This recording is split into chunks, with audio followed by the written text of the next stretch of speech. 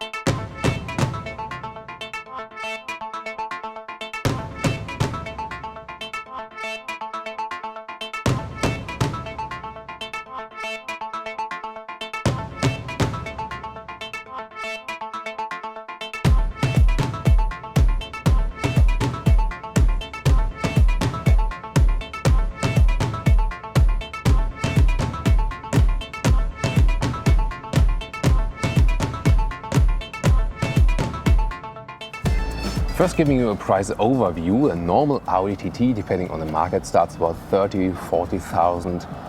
Then the TTS, for example, about in the range of 50,000. And then here, the TT RS, at least 65.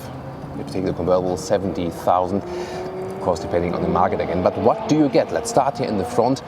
The front is more massive, more masculine, stronger lower bumpers in the contrast color to the Ara blue color here. Then the shiny black grille with the big comp structure, TTRS logo, huge quattro sign. And then you get from standard equipment also the headlights with LED technology. Optional, you can also get the Matrix LED that will also include the special high beam. And new in the Audi TT generation in general was that the Audi rings moved up onto the hood just like they are in the bigger brother, the R8. 4,19 m or 13'7" is the total length of this vehicle, be it a convertible or a coupe.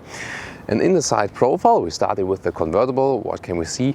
Those massive rims, and usually the RS comes with 19-inch. This one here optionally has 20, so even in the RS version there's still something you can pick optionally. Here also with those normal bigger brakes, black brake calipers, and we'll soon also see a different style with the coupe in the rims.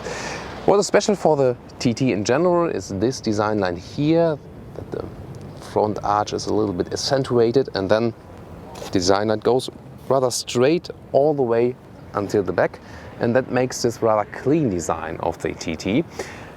And what we can see here already, that the RS version has a huge fixed wing. I'm not sure. What about you? Is that too much, or is it just right for you? Put me your opinion in the comments. And one more free look for you for the side profile. And now to the coupe. This color is called Catalonia Red, and it is one of two exclusive colors that are offered for the RS version. Here we also got 20-inch rims mounted in a gray tone, different styling, and if you look closer, here we also have the optionally carbon ceramic brakes. They are very expensive, couple of €1,000 extra always, but you can see they're only mounted in the front to give even more braking performance. Sometimes they're used on both axles, but then it's of course even more expensive. Should you go for them? well, it's not really necessary, and they can start to squeak if you don't use them racetrack alike. That's the problem. The only advantage is your rims are kept cleaner basically, because there's no this classical braking dust. But then again, if you just have them on one axle, one of the front rims are cleaner than the back rims, so whatever. Then the Coupé roofline is of course way different than with the convertible. We'll soon take another look at the convertible when it's closed as well. Here you got this stylish Coupé ending line, and of course a very central dropping roofline, and again with a huge fixed wing. And now to the rear. The RS version has this strong diffuser at the lower part and big exhaust pipes. Only the tail end is really that huge. If you look closer inside, it's a little bit smaller, but that accounts also for the sound we get basically there. And convertible and Coupé are basically the same from the rear perspective. And also interesting, those taillights here, for the first time you can also get the O LED, and that means the organic LED. And the basic difference is, whereas the normal LEDs are light emitting diodes that are spot focused, organic LED are surface emitting diodes. And well, this can change the light character even a little bit more. You can do more with it, more structures, more forms. Everything looks a little bit smoother.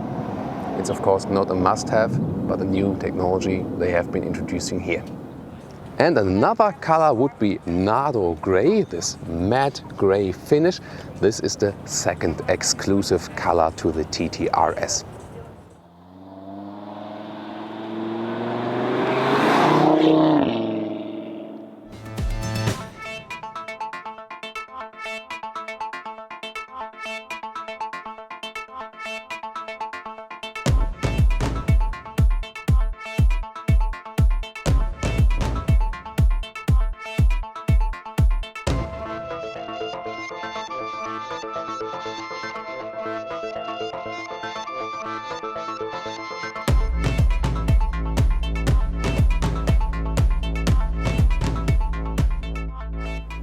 A lot of badges around this car, TT, Audi, Quattro, but beautiful design elements for sure.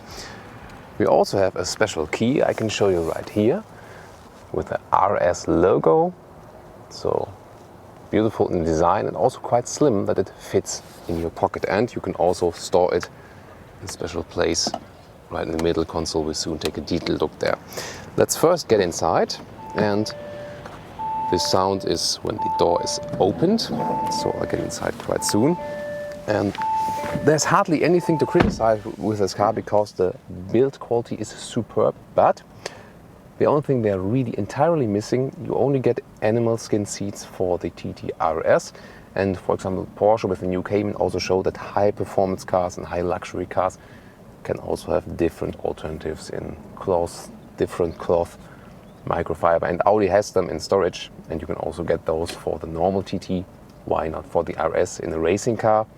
Do you want to sweat there on that one? Probably not. However, design-wise, they have done a good job, and you also have those sport seats with more shoulder support here. And so, although it's a rather small, sporty car, you have a good and comfortable seating position, and that was to me also the main difference to the previous TT generation in general. The new generation TT is way more comfortable also for taller drivers. That was the most significant change to me. The steering wheel, really big fan of it, with the flattened lower part. And here in the convertible we also have the microfiber sides for racing grip, and it's also just comfortable and soft in everyday driving. Really great. They could have done the whole steering wheel like that. That would have been even better. This convertible here, you see the inlets, they are done with carbon fiber. We'll soon see a difference in the Coupé. This one here, of course, a big racing style. And in general, if you take a look at this cockpit, everything is really cleaned up. There's no display right here in the TT because it's everything in the virtual cockpit, 12.3 inch, soon more deals to that. Overall, the most significant things are the big air vents, which have intelligent controls because you can open and close them like this, and also control the temperature like this and control the air vents like this. So interesting solutions, and also where the vents are coming from right here. And also for the seat heating, you just press one of the vents and then you have the 3 levels of seat heating on each side. Interesting also the surface that has been used here, soft surface with this comp structure, very interesting, and love the attention to detail. Also all of the other buttons, they have a great clicking sound, everything you turn. Audi is the manufacturer that pays the most attention to the sound design of the buttons, and that's really pleasing, and that's probably also what you pay for. In the middle console, right here, you have this central stick to control the infotainment system. Press to choose something, but you can also use the controls at the steering wheel, that is possible. You can also go back here and also use a tap function, go to right or left tap, and some hotkeys for radio, media, GPS and phone. This one here is the electric handbrake, convertible roof control, new electric wind deflector in the rear, and in the very front here there's the 7-speed dual clutch transmission, S-tronic called with Audi, same this with DSG with Volkswagen. In the front we also have a volume control and also a sound button to boost the exhaust valve. And in the very front here, with a nice sliding process, you can put your smartphone in here for inductive charging if your smartphone supports that. Everything, all the gaps are really fitting very well to each other. So this was the spot to store the key, and this is here one cup holder, goes quite deep in there to store the beverages, and armrest here again very fixedly attached, good build quality. This is the hidden second beverage holder, you can flip it out, and some storage for coins, for example, and there's another 12-volt power supply to charge everything else. So this is also possible right there. And for the convertible, that is special for the convertible, you got another storage space here. There's reasonable space. You see my arm almost disappears. So you can also put some secure stuff in there, because you can also close it. The rest of the storage space is limited. You can see the inside of the doors. It's not really spacious, but there's a standard glove box that is falling down smoothly with normal space inside. And soft cover in the inside. Nice. Now let's test the button for the roof and also for the electric wind deflector. So first of all, here, the wind deflector. See how fast it pops up, and if I put the windows up, that's the car looking like when you want to have the least wind disturbance on the inside. And that's the way back again. And look at, in the moment I press the button for the roof, it immediately reacts. It's really fast, count the seconds in the time code below. And you can also do this while driving. I think maximum was 40 kilometers, something like this. But it's sure it's doing enough, and you see fast, and you also hear and feel how extremely refined the roof opening process is. See how smooth everything works. Really impressive. Let's hop over to the Coupé version, and here we can test again the seat setup, because you have the electric controls here, putting it higher or lower, also in the front part, then the back part right here, and there are also controls for the side bolsters, so you can put them firmer towards your body, and also an electric lumbar support is available. The steering wheel can be adjusted manually, up and down, very smooth process, and also long ways, so you can really adjust it to your very position. And I'm 1.86 m or 6'1", and here in the Coupé, still something above my head and headroom wise, so 190 meters would be the maximum, and it's pretty much the same in the convertible. Here in the Coupé we have a different interior with red contrast styling fitting to the exterior color, for example the inside of the air vents. By the way, one small correction, this is the way you're not close to vents, that's in the A3. Here in the TT you have the direction with that, and then open and close it at the lower part. But just a minor detail. But also a big minor detail, let's take it this way, even here inside the vents there's soft plastics used That's how they pay attention to the details here. So there's hardly any hard plastics ever over the car.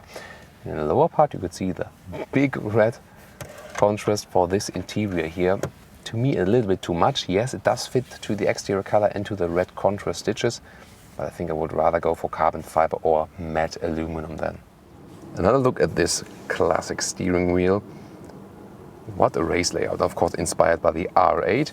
Start-stop engine button is right here, and left side is the drive select, where you can pick the different driving modes, which affect mainly the throttle input, the dampers, and also the shifting when the car is shifting up or down. Here you can also change the view of the virtual cockpit or just always go back. This is here the control element for the virtual cockpit as well, to go up and down, and so you can either use this one or the central knob in the middle console. The only thing is, for the co-driver it's not that well to see the display, of course. And the right side for the sound, and again I can stress the great microfiber sides with the high-class shifting pedals. So there's a lot to discover in this Audi virtual cockpit. You can have this view, for example, with big RPM meter and digital speed, but you can also have this view, for example, where you can easier browse around in the menu, for example. And you will also have a satellite view, at least for a couple of years integrated. Later on you have to pay for it then as well. A crystal clear display, very well to see, and here also at the racetrack near Madrid today. Greetings to all our Spanish viewers. What else is there to see? First of all, you could also connect your phone via Bluetooth. That's possibility number one. And the second possibility, you've seen the USB slots in the lower middle console. You can also plug in then. I've plugged in an iPhone now, also works with Android Auto. And you can activate Apple CarPlay, yes, agree. And you can also have this view then inside. A little bit strange to have this in your instruments. And you can also listen to your music. Nice. Bang & Olufsen sound system. A very crystal clear sound. Nice. And you can also scroll around at the steering wheel inside or use the central knob. You hear that from the clicking sound. This is the central knob now. Those are two possibilities to control those displays in the very front. Again, for the co-driver, it's not that well to see. For the driver, it's a very good solution. And also the drive select can be controlled here, that we can check the different driving modes. So what the convertible is not offering, so that's the Coupé. Here you have some emergency seats in the rear. I don't even have to try sitting here. The maximum height is 1.45 meters. I can't fit in there, but there are Isofix covers right here. And that means you can, for example, apply child seats here. And of course you can use this space for additional luggage. But for getting adults in here, really doesn't work. Then you can also flip both seats, and we can take a look at the trunk. So let's open the hatch. Wide opening here. Then very nice that you have this, this bump, or that it fits exactly to the seat. Nice, from this color. But you can also remove it like this, and you can also flip the seats from here. And then you have a sports car with a relatively huge loading space. That's interesting. Net to secure stuff when we go on the racetrack. And you can also remove that one, and then look underneath that cover here. The battery is, for example, stored here, and the tire pressure replacement kit. Way different and limited is the convertible. Interesting mechanism, how it's opened here. Steep opening, and then there's just very, very limited space. The way here is not too short, but overall, of course, it is limited. Also, well, a trolley does fit in here. That works. But you shouldn't maybe travel with too much luggage here. But again, well, you got a 12-volt power supply here in the trunk, at least something.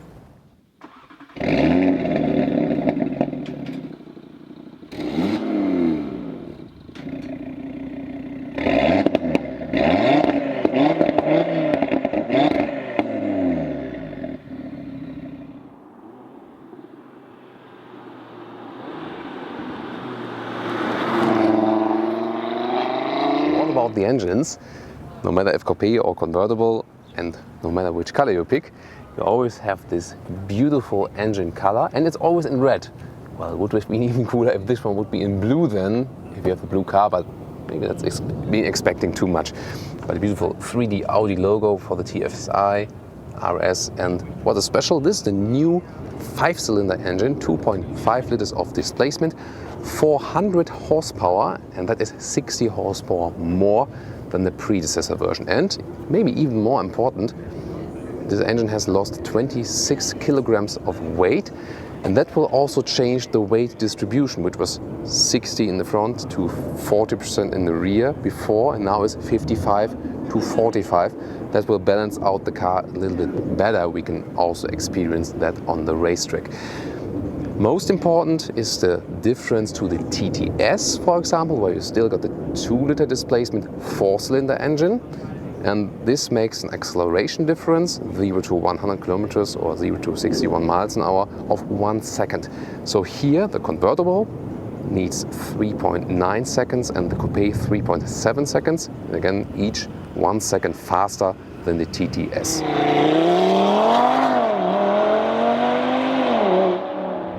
And we will start our report in the driving with the racetrack.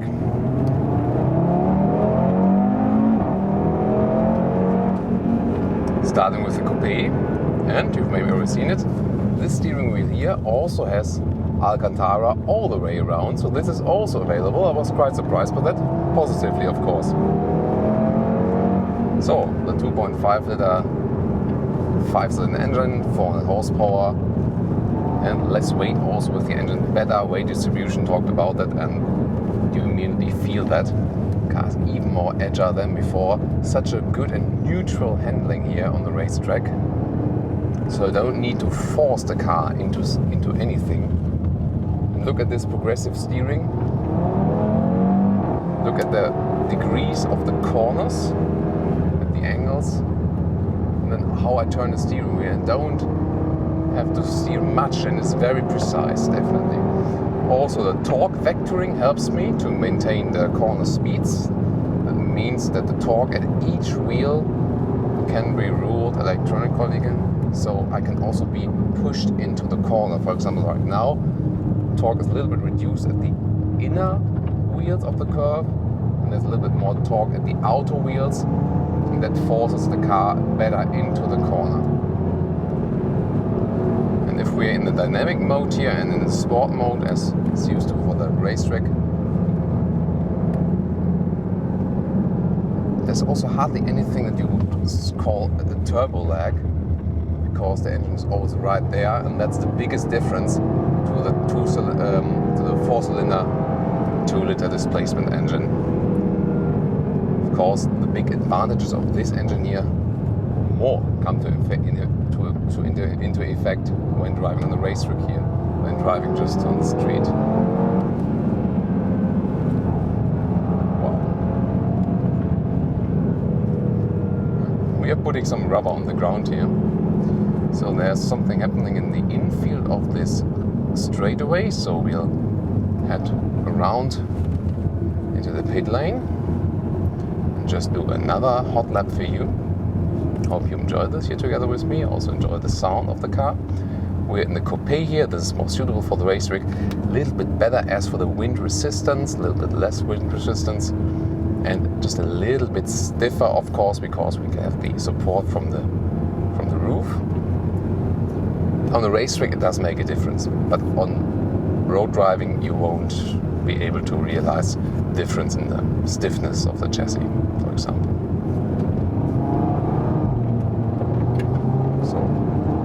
That we have more downforce due to the fixed wing. We can have those huge accelerations.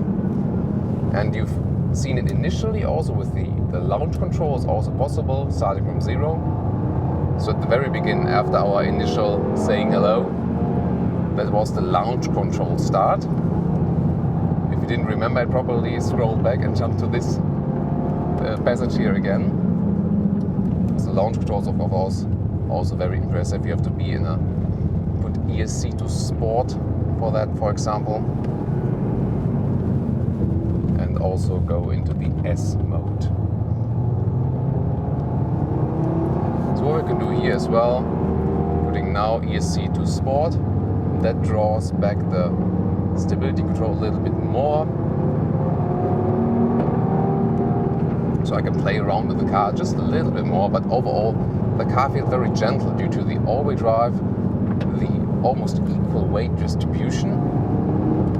Such a good handling car, and I mean, I remember driving the Cayman, which has also very great handling, and yeah,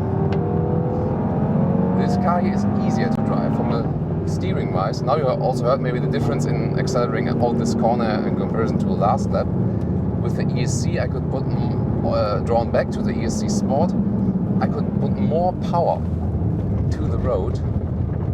Of course we got a little bit of spin then from the wheels, but that's still okay. And I mean, ESC Sport is theoretically also possible to use in some more situations. Of course, always be careful with that. I would never deactivate the ESC completely unless you're maybe on a frozen ice lake or something like that. So, a lot of fun with the TT-RS. Great performance from the engine, and the handling is really incredible. Hardly any other car can match that. Not even, or should I say, not especially not bigger sports cars, because they are too heavy.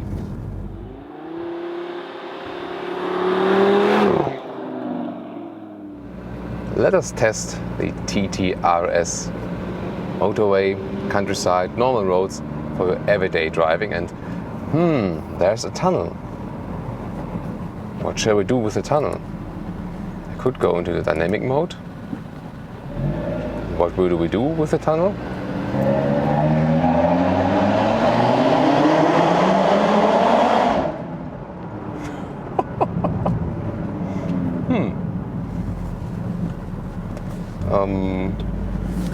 About that. I would say soundproof also for everyday driving life. You even have to say,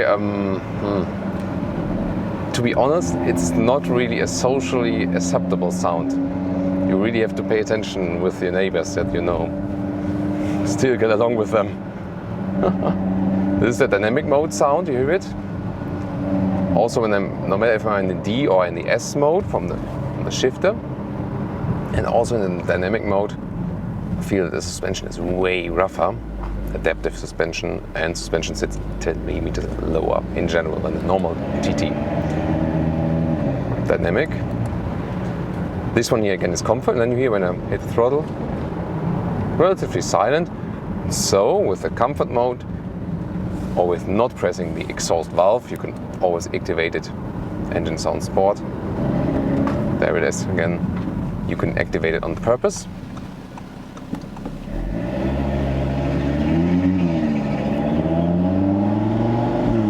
And here in the convertible, of course, you can also better hear it on camera. So I would recommend, when there's no one you could possibly annoy, then you can use it. Otherwise, press the exhaust button again or go to the comfort mode. Then you almost hear nothing. Then the car is relatively silent. And what I've told you earlier is, especially in this new generation of the Audi TT, the seating is more comfortable than before. And so although it's a relatively small sports car, you can very well also as a tall driver enjoy your countryside routes. Also when I'm going to over those speed bumps now, to all our fans from the Netherlands, there they are, as you know, called drempels. It's always funny when you go to the Netherlands, it says a warning sign, let op. Drempels. So if you're from the Netherlands, also leave us some comments there. So here already in the city driving, urban areas, it's a lot of fun just to steer the car easily around. Steering is very light.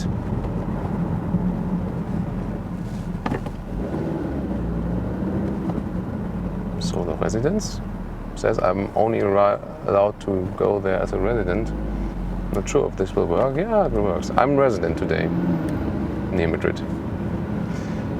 So, and then let's go in the roundabout. I'm looking also at the GPS, then I can also tell you if I'm satisfied with the GPS.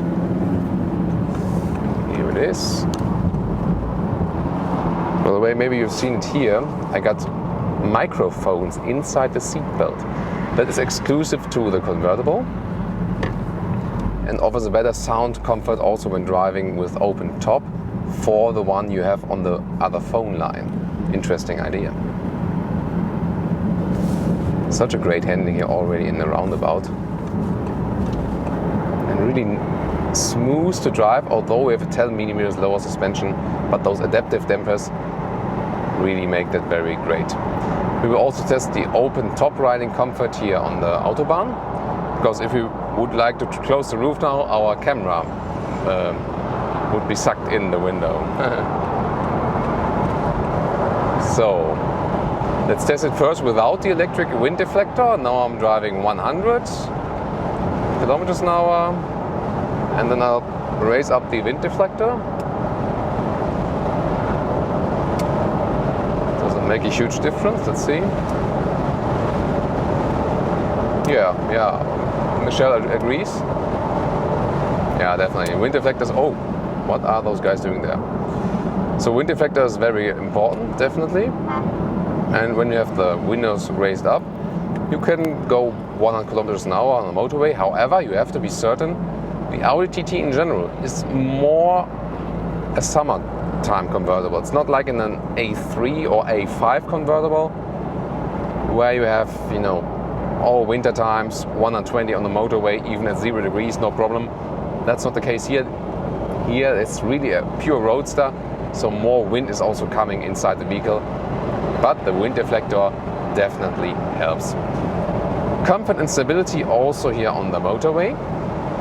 And at higher speeds you see how direct the steering remains, so they've increased it even more, the so-called progressive steering, and that helps you in everyday driving life as well as when you want to drive sporty. Here on the motorway you can also just set the cruise control to 100 and just relax and enjoy. I mean, you can see also maybe with the hair how much wind is coming in here, but at the moment about 24 degrees Celsius, that is pretty fine to me, no problem. So maybe some acceleration here on the Autobahn when you talk about overtaking someone. I'm still in the comfort mode. For example, let's say, there's now 120 allowed, and I hammer throttle and just go from 100 to 120. And that was 125. And you maybe heard that also when you have some keys in your pocket, they could fly out then. But you also realize when I'm in the comfort mode, the car takes a little time to react. You can change, because I was in 7th gear as well. You can change it with the pedals here. You can just go down manually. And then you have a direct input. Or we can take the drive select again and go, for example, to dynamic. And we're already higher in the RPMs, for example. Better reaction also from the throttle. If I go now 100 to 120, now also 6th gear instead of 7th gear. You've seen, I think, the reaction of the car, and also heard the huge difference in the sound because of the exhaust valve that is opened right now. 120 here, the maximum speed on the Spanish motorway. So overall, it's a very sporty car, no question. We showed that a couple of times. But still, the RS, the top sports version, which is quite rarely, still offers you enough comfort, because all of the small bumps are still very well evened out, no problem. So overall, I'm satisfied that they have remained the compromise that you can still ride this car as an everyday riding car.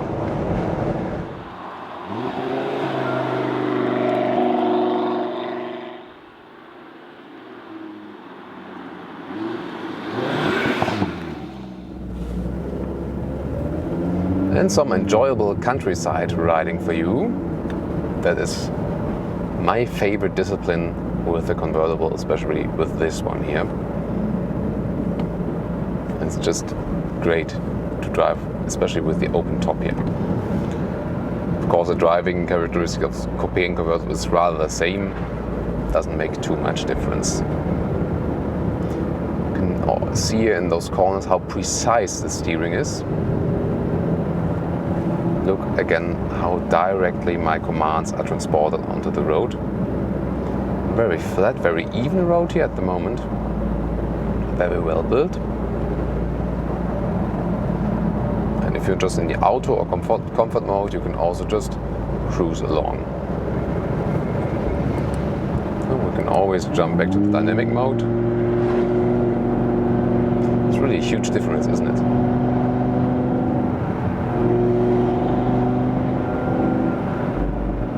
Also when you shift down.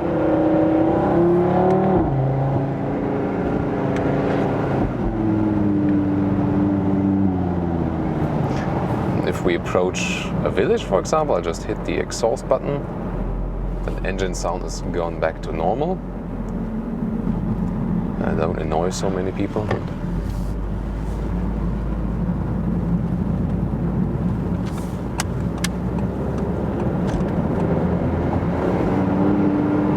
So even in dynamic mode, when I deactivate the exhaust button, that's a good compromise and that you can just do quickly.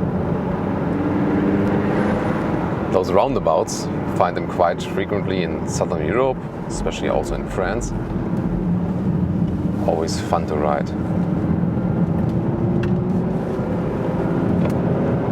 Nice. So just city riding can be a lot of fun with this vehicle. Now again, speed bumps. I'll go back to the auto mode. Oh, some Porsche club approaching here. Roadster.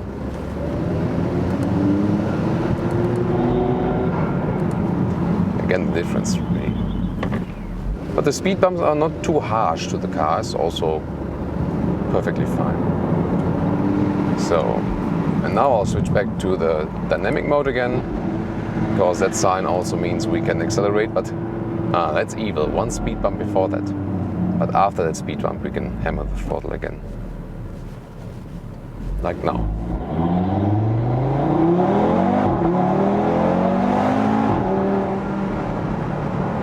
What is great is that the acceleration is super fast, but still, due to the all-wheel drive, it is very harmonic. So you don't get pushed back too much, and it doesn't feel like the car would be, exaggerating something. So car's really feeling soft and aggressive at the same time. That's the way I could maybe describe it the best. So same with it's more feeling with a bigger car with all-wheel drive. That is, as for the acceleration. But of course, this car is just right below 1.5 tons in weight.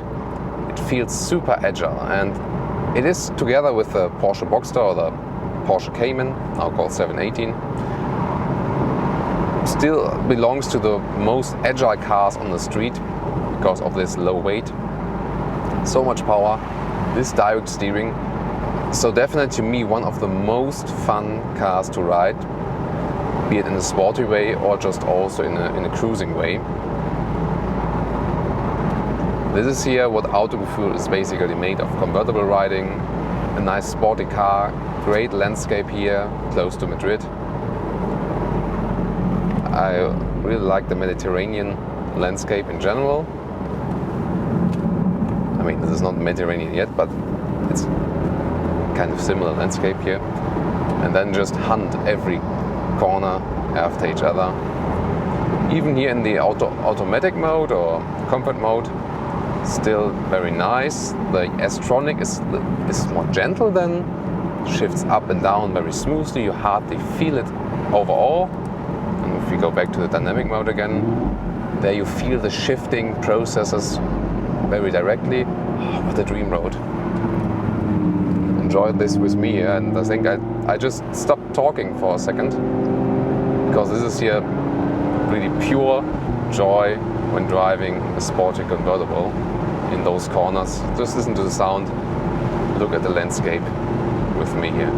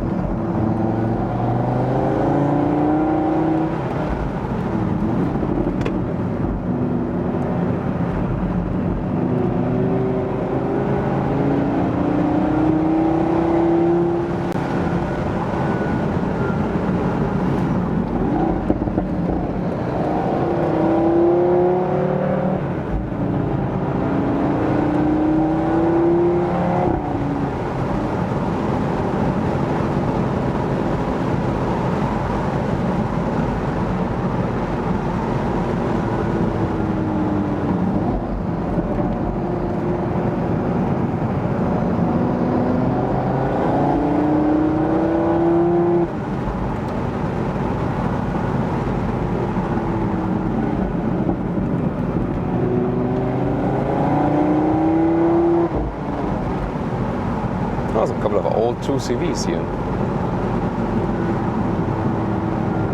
What? Look at this hairpin. See the progressive steering here as well. I never have to take my hands off the steering wheel, even if this was almost a 180 corner. So this progressive steering really helps you a lot. Just here. That was too sharp. I really wonder at the moment.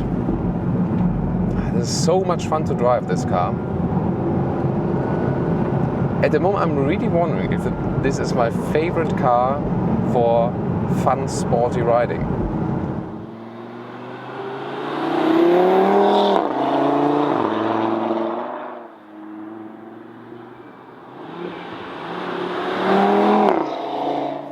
And now the conclusion: Audi TT RS Coupé and Roadster. This is a setup as I would pick it, of course, in Ara Blue, or the so-called Thomas Blue, with an aggressive front. I really like the front styling of the car, no question. I'm not sure if I would go with a fixed wing, but if you go for an RS, you will definitely have it. The biggest advantage is, of course, the bigger engine. Consumption will surely go up as well. I mean, 13 liters, you don't have to wonder about that on 100 kilometers.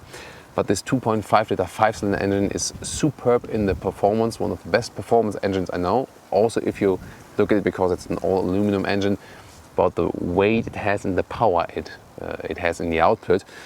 Also, the weight balance of the car is perfect, as we took it from the driving experience. One of the most agile cars to ride ever, and one of the most fun cars I have ever driven.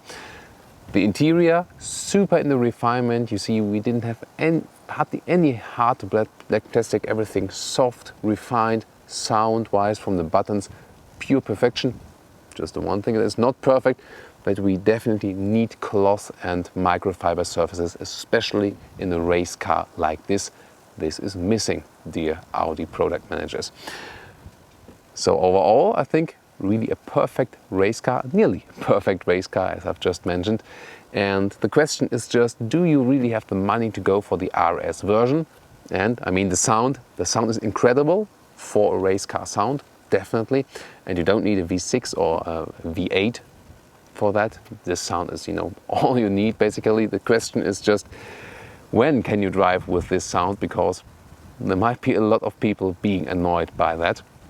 And so best price performance pick is, of course, if you go for a normal TT version or maybe just a TTS, then you get less, a cylinder less maybe, but still also a very enjoyable car. This is what we showed you today, the maximum they can go for, but that also means that the basis versions of the TT are also just pretty fine cars.